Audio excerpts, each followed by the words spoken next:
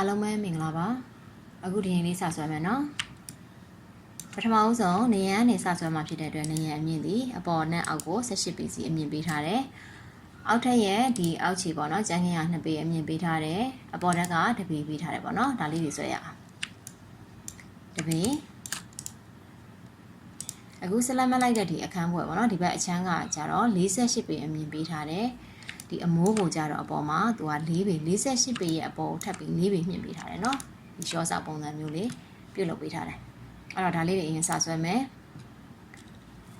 ဒါက plan ပုံပေါ့နော် plan ပုံမှာအခုဒီချေတော့ကနေရန်ဝက်စဆွဲမှာဖြစ်တဲ့အတွက် brain box တွေလည်းမဖောက်သေးဘူးဒီတကားတွေလည်း draw တွေလည်းမတက်သေးဘူးပေါ့နော်အဲ့တော့မလိုအပ်တဲ့အပိုင်းမျိုးခဏဖယ်ထားမယ်ဒီပုံစံလေးပြန်ခွဲထုတ်လိုက်မယ်ပေါ့ဒါကအောက်ထပ်ဒါအပေါ်ထပ်ဒါကအပေါ်ထက်က runner ကိုနော်အခု 3D ပုံဆွဲတော့မယ်ဆိုရင် ISO view ကိုသွားမယ်အောက်ထပ်ကိုရင်စဆွဲမယ်နော်အောက်ထပ်ကနေစဆွဲမယ်အမြင့်တင်မယ်18ပေဒါလေးတွေမလို့ရင်လည်းဖြတ်လိုက်ရတယ်နော်မဖြတ်လိုက်ရတယ်အောက်ထပ်ကိုလည်းဒီအောက်ထပ်မှာရှိတဲ့ဒီနေရန်ကိုဒီ object ကို direct set တက်ဖြစ်အောင် select မယ် right click make group ဖွက်ထားမယ်ပြီးသွားပြီဆိုရင်အောက်ခြေခုံဆွဲမယ်နော်အောက်ခြေခုံဆွဲမှာဖြစ်တဲ့အတွက်ပထမဦးဆုံးဒူဒီ plan ပုံမှာတည်းကနောက်တစ်ခုကူးထားလိုက်ရတယ်နော်ကူးမထားမိဘူးဆိုရင်လည်းဒီအပြင်ဘောင်တွေကနေပြီးတော့ line လေးတွေပြန်ဆွဲ push pull နဲ့အပေါ်အမြင့်တင်ပါသည်2ပေရပြီနော်2ပေရပြီဆိုရင်သူ့ကိုလည်း select မယ် right click make group ဖွဲ့မယ် move နဲ့အောက်ဖက်ထိရွှေ့လိုက်အခုဒီ select မှတ်လိုက်တဲ့ object ကို2ပေအောက်ကိုနှိပ်ဆင်းပေးမယ်နော်အောက်ဖက်ကို2ပေ move နဲ့ရွှေ့မယ်ဒါ rectangle တစ်ခုအပေါ်နေပြန်ဆွဲလိုက်ရတယ်နော်နဲ့ push pull နဲ့အပေါ်အမြင့်တင်မှာ48ပေဒီတိုင်းလေးရပါတယ်ဒါ interior ကျမှဒီညမှာအခန်းဖွဲ့ပြန်ဖောက်ထုတ်တာတွေကိုပြောတော့မယ်နော်အခုမပြောတော့ဘူးဥပမာဒါလေးကို select မှတ်အပေါ်သူက4ပေစောင့်ထားတယ်ဒီပုံစံတိုင်းလေးရသွားပြီပေါ့သူ့ကိုလည်း select မှတ်မယ် group ဖွဲ့ထားပေးမယ်ဒါအောက်ဖက်ပြီးသွားပြီပြီးတော့အပေါ်ဘက်နော်မြင့်တင်မယ် push pull နဲ့18ပေတင်မယ် select မှတ်မယ် right click make group ဖွဲ့မယ်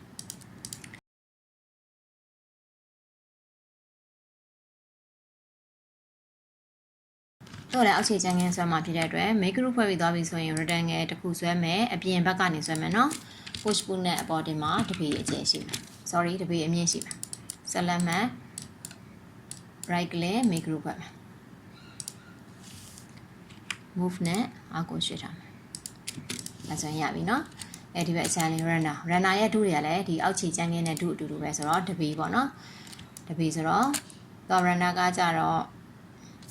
push pull နဲ့ဒီပေတွေကိုဒုတင်မယ်ဒီပေဒါတွေအတူတူပဲ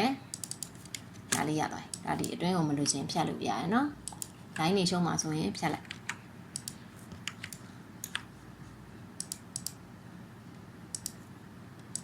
ဒီထိရသွားပြီအခုဒီဒုတင်ပြီးပြီဆိုရင်ဒီအပေါ်တက်မှာရှိတဲ့ဒီ render ပေါ့နော်ဒီဘက်အခုဒီချက်ဆက်လက်ဟိုမြားလေးရောက်နေတဲ့ဒီဘက်အချမ်းလေးနော်အဲ့ဒီနေရာလေးက render တစ်ခုပြုတ်လောက်မယ်နော်သူက4ပေရှိတာပေါ့အမြင့်က4ပေရှိတယ်ပတ်ကြည့်အောင်နော်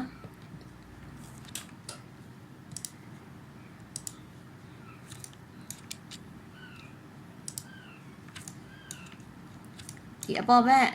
render ရဲ့ဒီပေါ့နော်ဘေးအကာထားတဲ့နေရာကအမြင့်ဒီမှန်ချက်တွေကအမြင့်ကဘယ်လောက်ရှိလဲ4ပေဒီအကျယ်က6လက်မနော်6လက်မအတွင်းကိုဝင်ပေးရမယ်ပေါ့အဲ့တော့ဆက်ဆွဲမယ်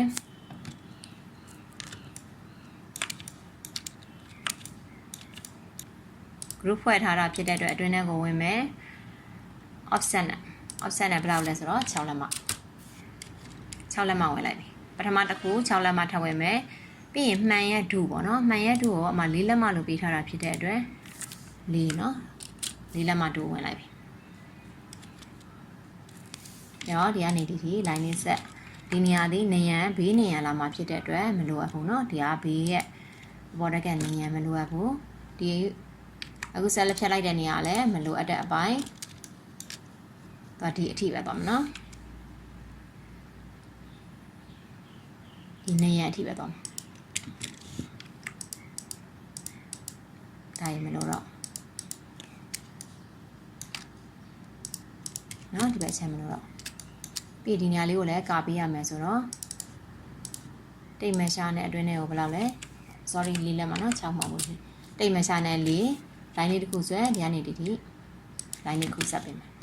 ဒါ erase နဲ့ပြန်ဖြတ်မယ် push ပုနဲ့တော့အမြင့်တင်မယ်ဘယ်လောက်လဲဆိုတော့4ပြီ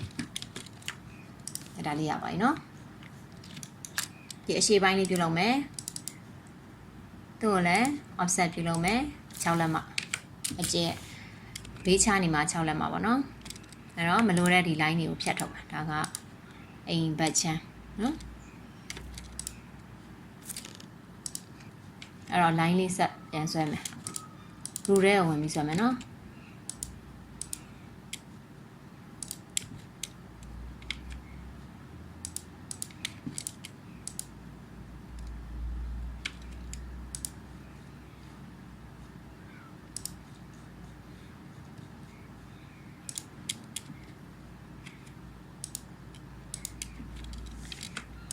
မြင်ရလဲလေးလေးပဲ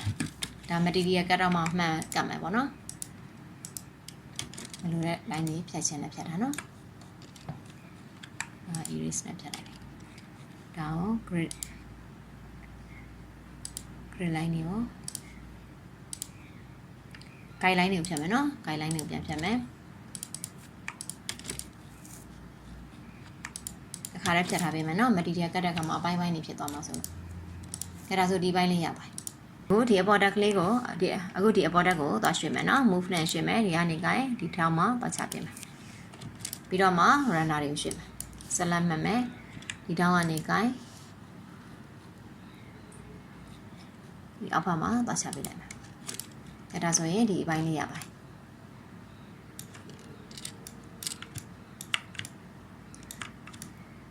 အဲ့ဒါဆိုရင်ဒီထိရသွားပြီနောက်တစ်ခုကကြတော့ဒီအပေါ်တက်ကဒီ select ပြင်ပေါ့နော်ဒါလေးဆွဲရအောင်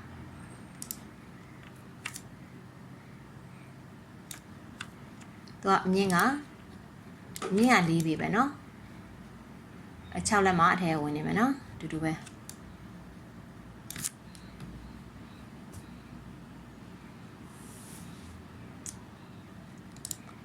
ဟိုဒါကို select မှတ်ပြီး hide လုပ်လိုက်မယ်နော်ဒီ rectangle တော့ဒါဆွဲရအောင်rectangle တစ်ခုဆွဲ rectangle တစ်ခုဆွဲမယ် offset ပြုလုပ်မယ်အပြင်ကို9ပြီနော်9ပြီ push ပုနဲ့အပေါ်အမြင့်တင်မယ်နော်တပေတို့လည်းတင်လိုက်မယ်ပြီးတော့မှဒါတွေကိုဖြတ်မယ်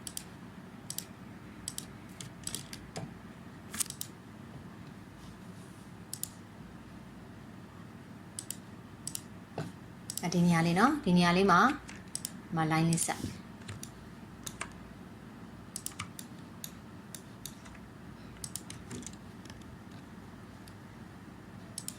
offset ပြုလုပ်မှာကအတွင်းထဲကို6လက်မှာဒီ line နေမလို့တော့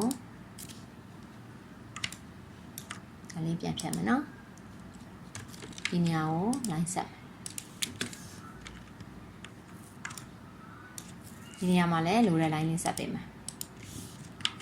နေရာမှာလည်းလိုတဲ့ line လေးဆက်ပေးမယ်ပြီးရင် offset ထပ်လုပ်မယ်မှန်အကျယ်က4လက်မှာပေးထားတော့4လက်မှာတူရှိမယ်နော်ဒီတိုင်းလေးရပါတယ် push ပုနဲ့အပေါ်4လက်မှာ offset ပြုလုပ်ပြီးသွားရင်အမြင့်တင်မယ်4ပြီ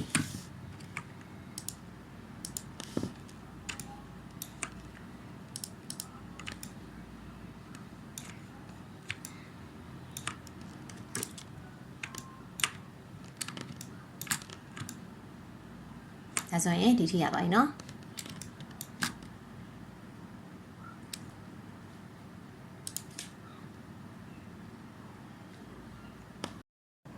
ဒီမှန်နေမှာကတ်မက်တိုင်လေးတွေကိုဆွဲမယ်နော်အခု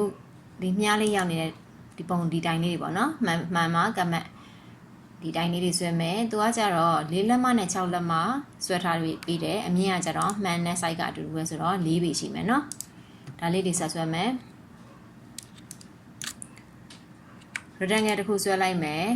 4 to 6ပေါ့နော်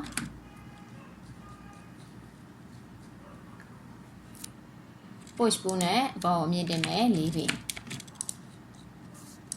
သူ့ group မဖွဲ့ဘူးเนาะ group မဖွဲ့ဘဲနဲ့ component ဖွဲ့ထားမယ်ဘာကြောင့်လဲဆိုတော့ component ဖွဲ့တာဒီ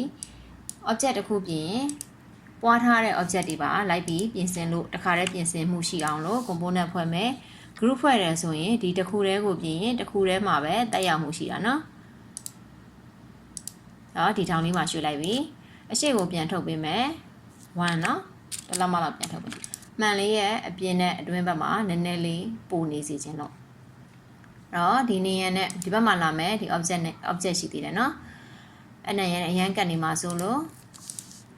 move နဲ့ဒီဘက်ကို6လက်မှဒါမှမဟုတ်8လက်မှလောက်ရွှေ့ထားပေးမယ်ဒါလေးကို copy ကူးမယ်ဒီ base point ကနေကိုင်မယ်ဒီဘက်ကို copy ကူးမယ်တစ်ခုနဲ့တစ်ခုကြားမှာဘယ်လောက်ချခြင်းလဲတပေချခြင်းလဲဆိုရင် object မူလရှိတာ၄လက်မှဆိုတော့တပေ၄ပေါ့เนาะ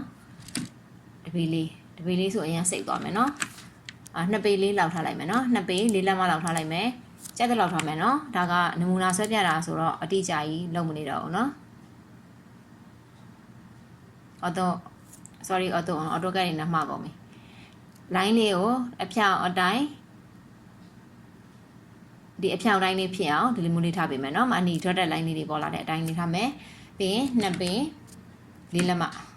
enter ဘယ်နှခုလိုချင်တာလဲတို့တွေဥပမာ5ခုလိုချင်တယ်6ခုလိုချင်တယ်ပိုလိုချင်တဲ့ရေတွက်လေးရိုက်ထည့်ပေးမယ်ဒါဆို6ခုဆိုနဲတောင်သွားရနော်ဆက်လက်မှတ်မယ် base point ပြမယ် copy ကူးမယ်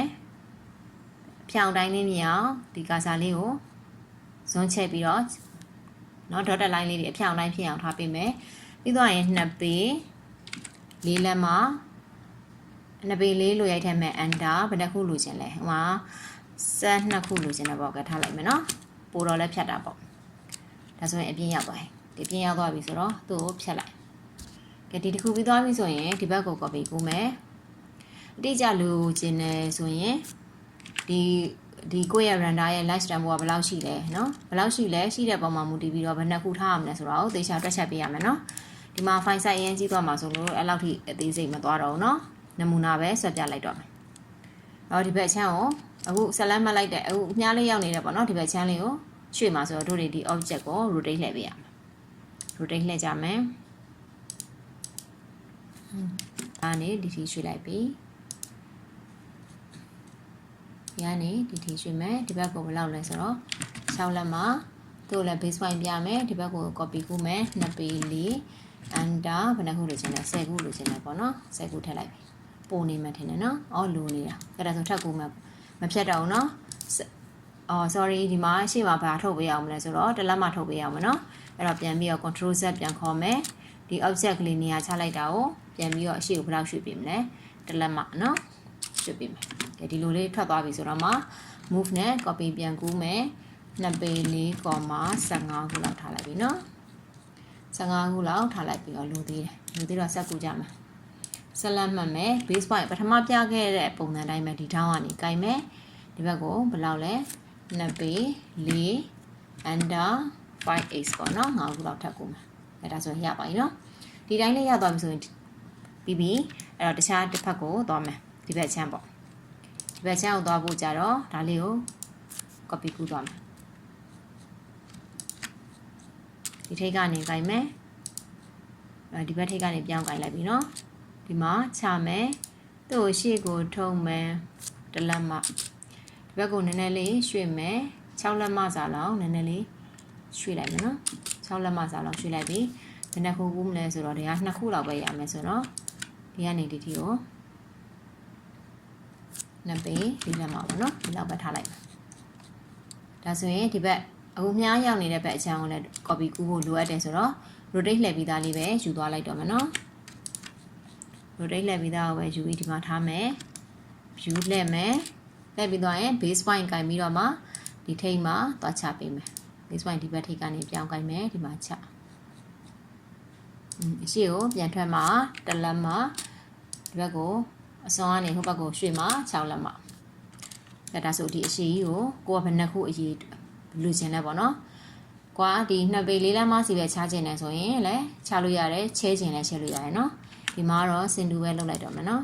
အကွာဝေးကိုအတူညီစွာပဲလုပ်မယ်ဒါဆိုရင်2ပေ4အန်တာဘယ်နှခုလို့ချင်းလဲအခု20လောက်ပေးလိုက်ပြီနော်အရှိကြီးပဲဆိုတော့ငါလိုသေးတယ်နော်ဒါလေးကိုဆက်ပြီး copy ကူသွားမယ်နော်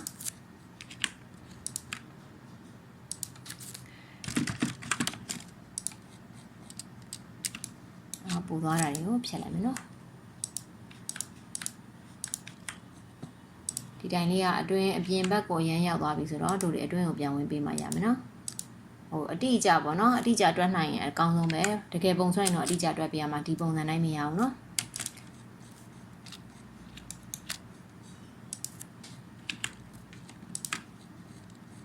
ဒီနောက်ဘက်ကိုတစ်ခုကူလိုက်တယ်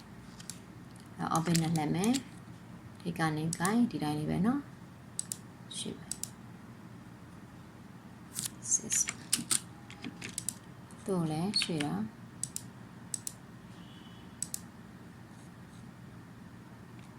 6ရနေဒီဘက်ကို1ဆက်လက်မှမယ်ဒီကနေဒီဘက်ကို1လို့ထောက်မယ်နော်အဲ့ဒါကိုလည်းဆက်စောအတိုင်းပဲ2ပေ4လက်မအန်တာ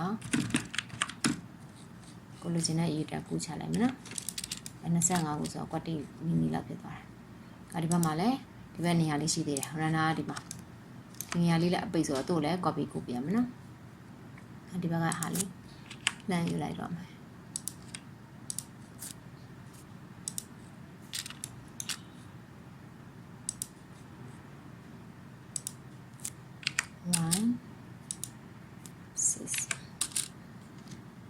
ကတော့တစ်ခုပဲ copy လုပ်မယ်နော်2ပေ4ဒါဆိုရင်ရသွားပြီနော်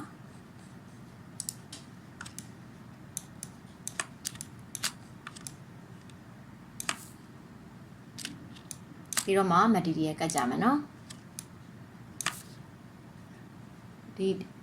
အစာအုပ်တစ်ခုလုံးပြီးဖို့ဆိုရင် video file ကအရင်ရှိသွားမှာဆိုတဲ့အတွက်ဒီမှာတစ်ပိုင်းဖြတ်ထားမယ်နော်နောက် file မှာဆက်ပြီးတွေ့ကြမယ်